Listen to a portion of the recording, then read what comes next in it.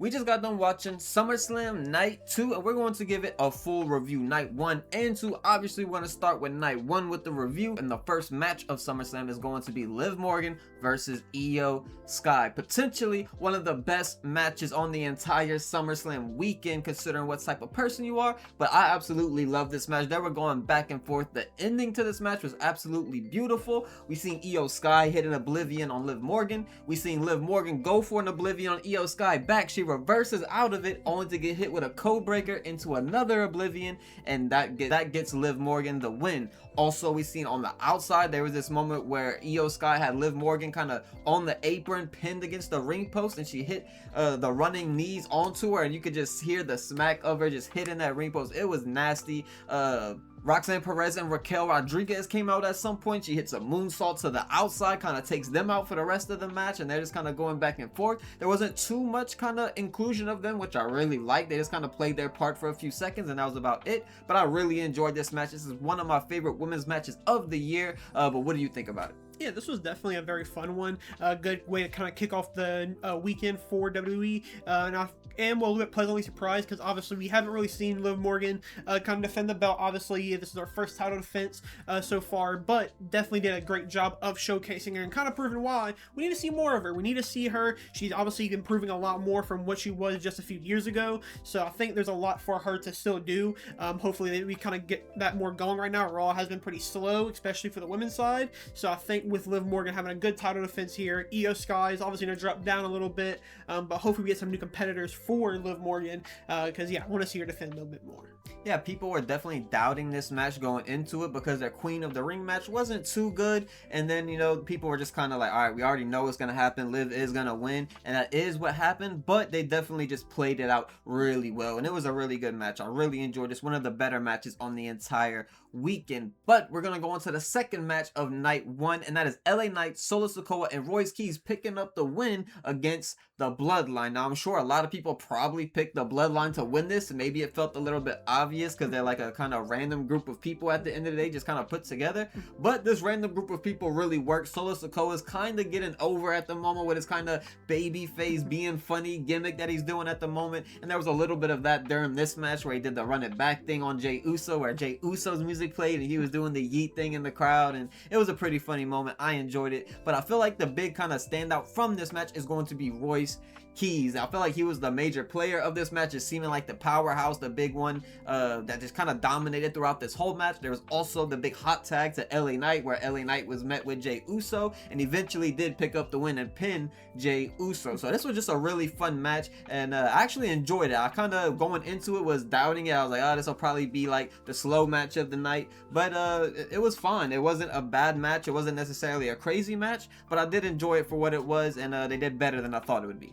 Yeah, this one for me was kind of all right. I didn't really have too much of expectation going into it. I kind of didn't want it to go too long, and it didn't really go that long. 11 minutes, not too bad. And I think the right team. While I wanted Royce Keys to kind of have a big moment here, he gets the winning pin, so that's obviously a big thing. But also Solo Sikoa, obviously a guy that has been kind of growing on a lot of people over the past few months. I'm glad he got his moment as a kind of shine, even if it's not for me, it's whatever. But yeah, this was pretty fun. Like I said, overall, just glad that the main guys who needed something out of this match got what they needed out of it. And up next, we have Gunther going at Nick Aldis and defeating him by submission. And this was actually a really good match. I think this woke up the crowd. Not that they were like really bored with the last match. They were kind of into it, but they were kind of quiet at some points during this match. But then Nick Aldis would just do just the most random thing, whatever move it could have been, and they would just erupt for it. There was chants for him. They were really, really rooting behind Nick Aldis in the crowd for this one, of course. And yeah, unfortunately, he didn't get the win. Gunther does win, but he definitely showed out in this one. He definitely showed that he should be in ring, definitely good enough to be in the ring and competing with other people. But unfortunately, we already got the memo that he's back as SmackDown GM, unfortunately. Yeah, this one was exactly what it needed to be. I'm glad that Gunther still looked pretty strong and kind of dominated this match. Whereas Nick Aldis, even though he just retired not too long ago, still got to showcase a little bit. Obviously, being a little ring rust, that kind of played into it, which I did like. But yeah, I'm glad that they got a decent amount of time to kind of showcase what Nick Aldis could do. I think he proved that, like you kind of said, that he does have a future to still wrestle in the company, which I think is pretty big. I don't know who they would want to put him against, or who he would want to go after. But if they want to bring him back onto the ring, he's a guy I'm not too opposed to compared to some of the other guys we've seen Gunther go against and stuff like that. So yeah, a really emotional moment for Nick Aldis. Really cool to see him kind of live out, I guess, a big dream of his to wrestle on WWE, and he did that at one of the biggest shows of the year, and arguably their best show of the year as well now. They pretty much built the whole match around him just trying to get Gunther into that Kingsleaf Clover, and it never worked out until it finally did towards the end of the match, and it really did look like he might have had Gunther. Gunther was in it for a solid amount of time, probably around a minute, maybe 30 seconds, somewhere around there, but it did kind of feel like, oh, he might actually tap right here, but of course, he doesn't tap out. He kind of gets out of it, puts him in the sleeper hold, and that's that at the end of the day. There's also a moment where he does 3 elbow drops from the top rope, and it was pretty just interesting from him. I didn't really expect that type of offense from Nick Aldis, but I guess that might have been something that he was doing in the past. I'm not too sure, to be honest, but it was a pretty cool move. I enjoyed him just taking that risk, going off the top rope that many times, and he just looked really good throughout this whole match. His physique is obviously really good. He has that wrestler physique for sure, and hopefully we do see him in ring at some points, and they could bring him out during special moments. And up next, the shortest match on night 1 is going to be Fatal Influence taking on the Bella Twins and Paige. And this match, I feel like going into it, people are once again kind of down on it. We just seen this feud basically happen already where they took the titles off of the Bellas and Paige, but we're kind of back to it on SummerSlam on a big pay-per-view. But I think fortunately for them, this match really worked out for the amount of time that they had. This was kind of like a real fast-paced offense from the women in this match, which you don't really see from the Bellas and Paige really. That's kind of like, they're more slow paced and old school, if you want to call it that, but in this match they were kind of keeping up with Fatal Influence, and I feel like they did a really good job. Probably one of the better Bella Twin matches of their WWE run on this kind of second half here, and yeah, I really enjoyed it. I feel like this match was pretty good. The right people won, with Fatal Influence picking up the big win on SummerSlam, coming out on top. This is definitely a big win that they needed, considering they haven't been really showcased maybe too much on SmackDown in the past few weeks. But I really enjoyed this match. 7 minutes, that kind of is what this match deserved and what it should have been. And yeah, obviously the big moment is going to be what happened after the match. But yeah, as far as what the match is, I did like it. Yeah, this was definitely pretty fun. I'm glad that JC and them did end up picking up the win here. Obviously, they're still your tag team champions, so you kind of wanted them to kind of keep some momentum going on to the tag team division in a few weeks, hopefully. But yeah, this was really cool. I wish they maybe got a little bit more out of this match to kind of put over the faction a little bit more, because I do think they're probably one of the best factions in WWE right now, and I feel like they haven't been showcased like that yet. So hopefully that does change, but with a win over the Bella Twins and Paige, it definitely sets up some good trajectory for him. But yeah, the after match attack, we do see the Bella Twins attack Paige and turn on her, turning heel seemingly, and yeah, unfortunate for them, because also Nikki Bella, I believe, did suffer a shoulder injury, so that does suck with whatever storyline they want to tell, but that also kind of allows one-on-one matches between Brie and Paige. This was a big moment for Fatal Influence, obviously picking up this win at SummerSlam, but I think the next step for this group is going to be JC Jane. I feel like she needs to have gold around her waist very, very soon. Potentially that US title from Tiffany Stratton, I think would look really good with her, with the tag team titles as well on the other girls. I think that is probably the route they should go, and probably will go, if I'm being honest. And as a big surprise that we got before the show started, the main event of this night would not be Cody Rhodes and CM Punk, but it would be Obafemi and Brock Lesnar. So therefore, the co-main event,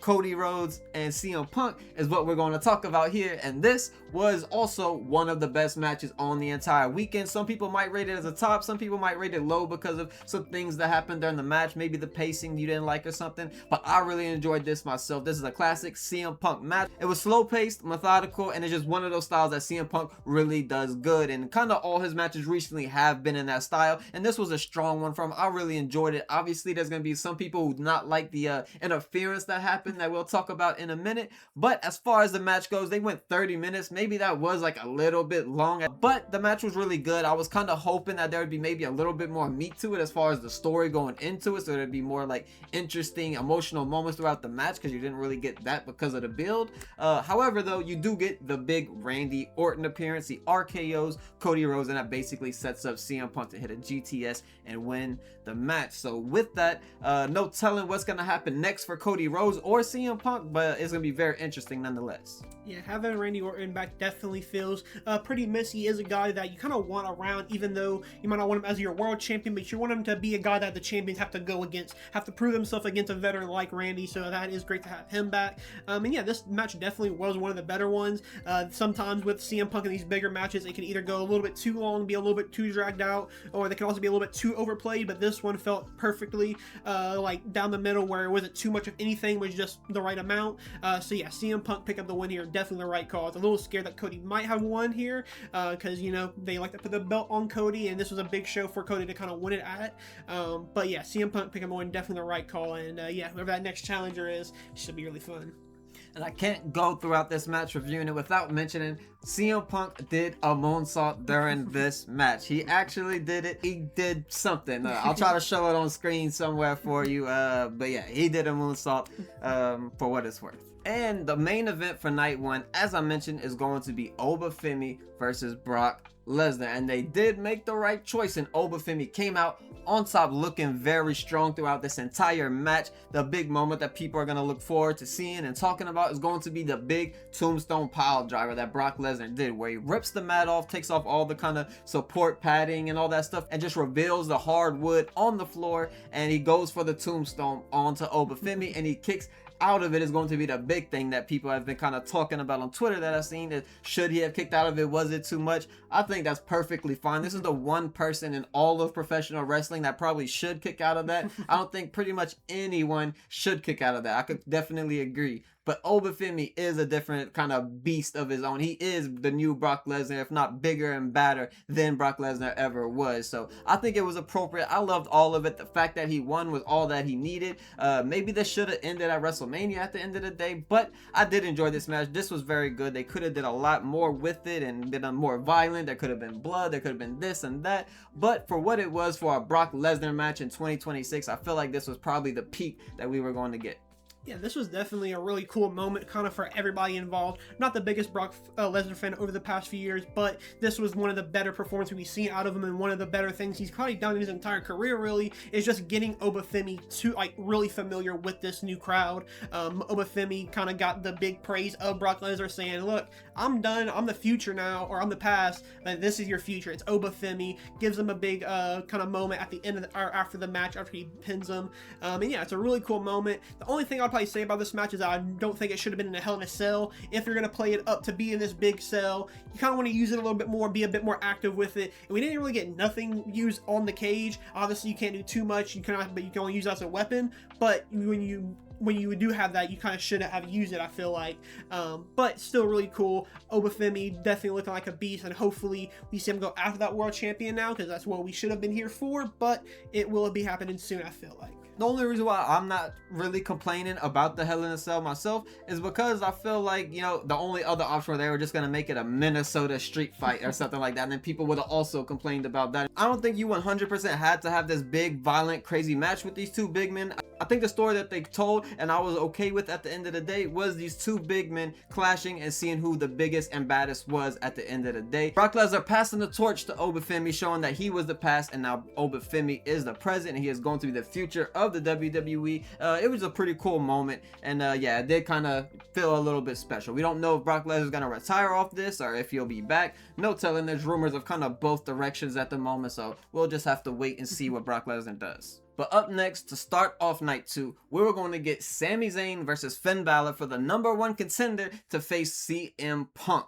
And yeah, we definitely didn't get that, because the previous man who just lost against Gunther comes out and he says, hey, this isn't going to be a one-on-one match. I decided to make a change and add some competitors to the match. First person he brings out is Gunther, which was like, oh my god, Gunther?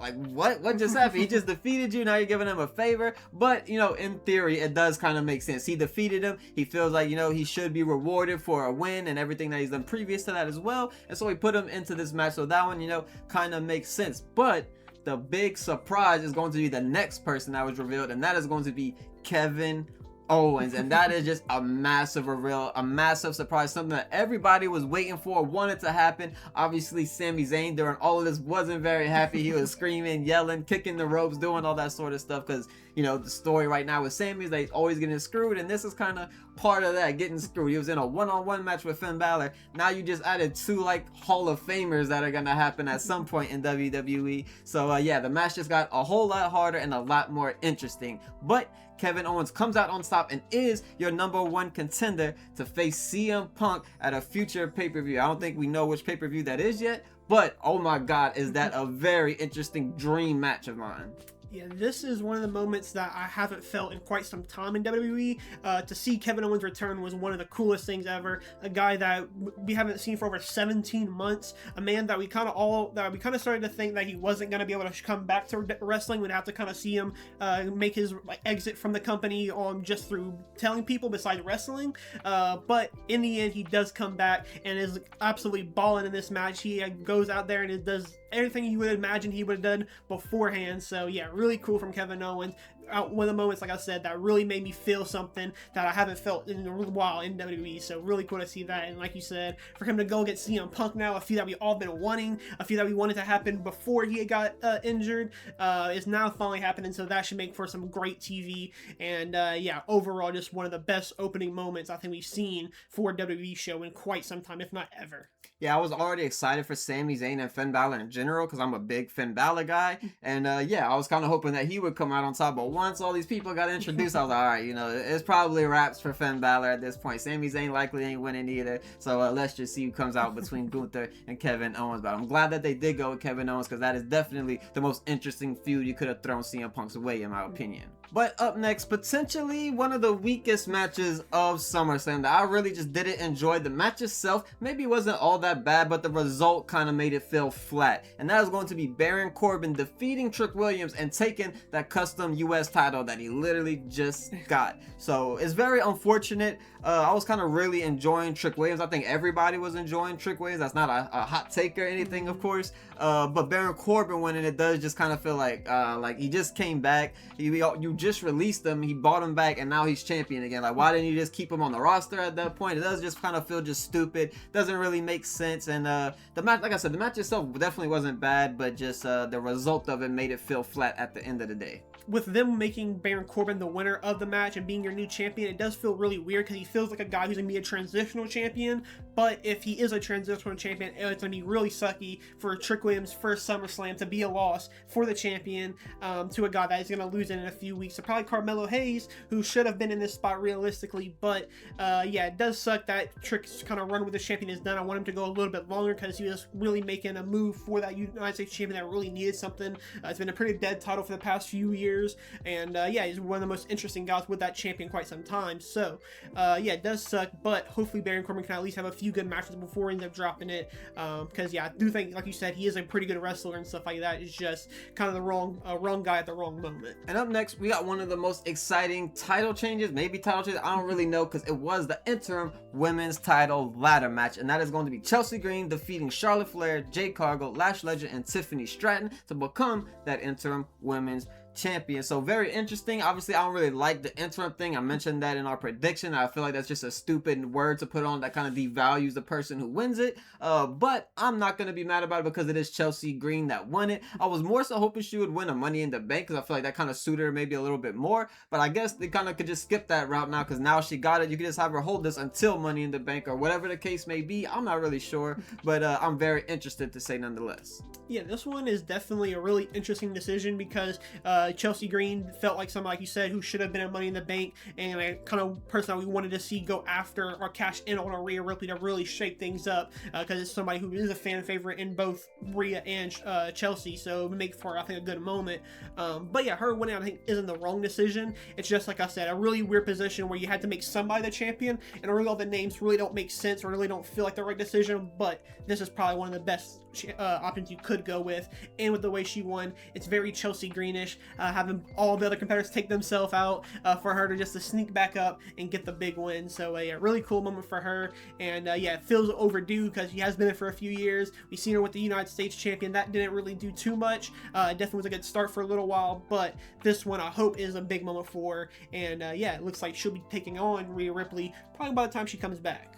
Yeah, outside of obviously Chelsea Green getting the big win, I do feel like Lash Legend was kind of a standout during this match, as being the kind of powerhouse, tossing people around, beating people's ass throughout this match. Even Jade Cargill kind of kicking her ass at different points. I feel like she looked really strong, and maybe you could kind of continue to do something with her towards that world title or something like that if you don't want to continue her and Nia potentially. But I really enjoyed the match. The ending definitely felt a little bit flat. Jade Cargill just kind of pushes Tiffany Stratton and Lash Legend off the ladder. They just kind of go flying, and then Jade Cargill and Charlotte Flair just kind of fight each other, eventually fall off the ladder. Chelsea Green comes up and pulls it down, wins the match. But I'm not going to complain too much, because the ending, obviously, of Chelsea Green getting the win, someone like her being so deserving of the title, and then finally getting it at a big moment like that at SummerSlam in front of however many thousand people in the arena, was definitely a good feeling moment. And the shortest match on SummerSlam weekend is going to Danhausen defeating Dominic Mysterio in the Money's on a pole match. This came in right under 7 minutes, so I feel like it got the appropriate amount of time. Danhausen does deserve a spot. He is mega popular. People enjoy him in crowds. He has a lot of cool segments. He's funny. He does a lot of good stuff. I enjoy Danhausen a lot, so I might be a little bit biased,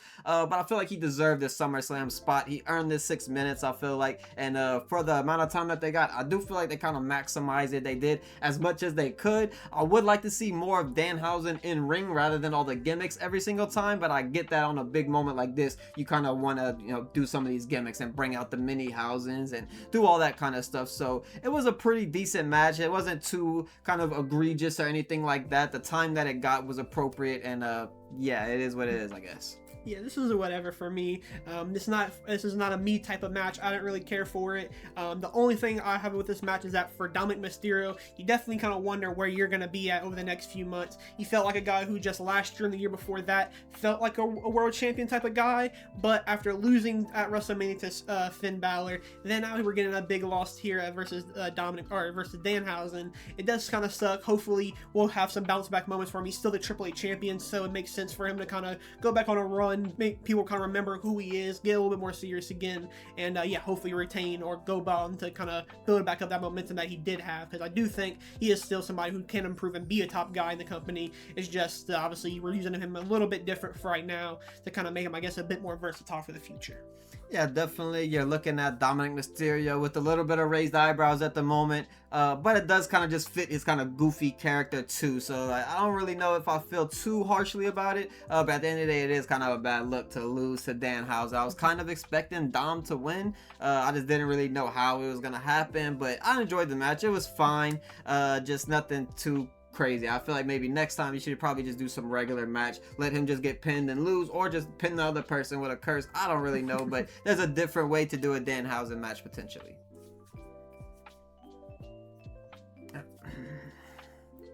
And the next match that was really good, but maybe a little bit disappointing to me, is Chad Gable versus Penta, and he does defeat him,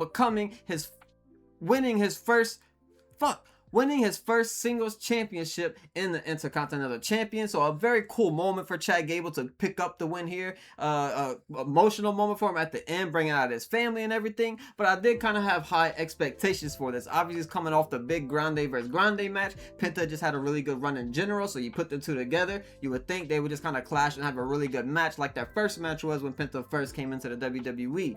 But I'll probably say that first match was maybe better than this one, honestly. That first one on Raw just felt special because it was Penta's debut and everything, and this one, it never really hit that next level. They were definitely doing real cool moves. Penta does a cool Mexican destroyer off the top rope on the apron to Chad Gable. That was really nice, but the story that they were telling was Chad Gable just kind of being ready for all the lucha moves. Obviously spent all that time in AAA, so he's able to kind of study it and learn the dark arts of lucha libre, as he mentioned a long time ago, and he was able to kind of use that knowledge against Penta and pick up the win here tonight. So it was a good match, definitely no complaints, but I just expected a little bit more. Yeah, I definitely had a little bit of higher expectations for this match, but this is exactly what it needs to be. A good showcase of Chad Gable, a good kind of cap off to the story or this arc of Chad Gable's kind of lucha era. Obviously, I'm sure we'll still see shades of it for the rest of his career, really, and only go against the guys that he kind of had to build himself up from this moment. But yeah, really cool moment for him. Obviously, we want him to be the IC champion a long time ago. He gets it now in a time where I think is really healthy for him. He have a lot of good guys that you can go against. against Javon Evans and Chad Gable sounds like an amazing match. Ethan Page is there now. That sounds like a great match.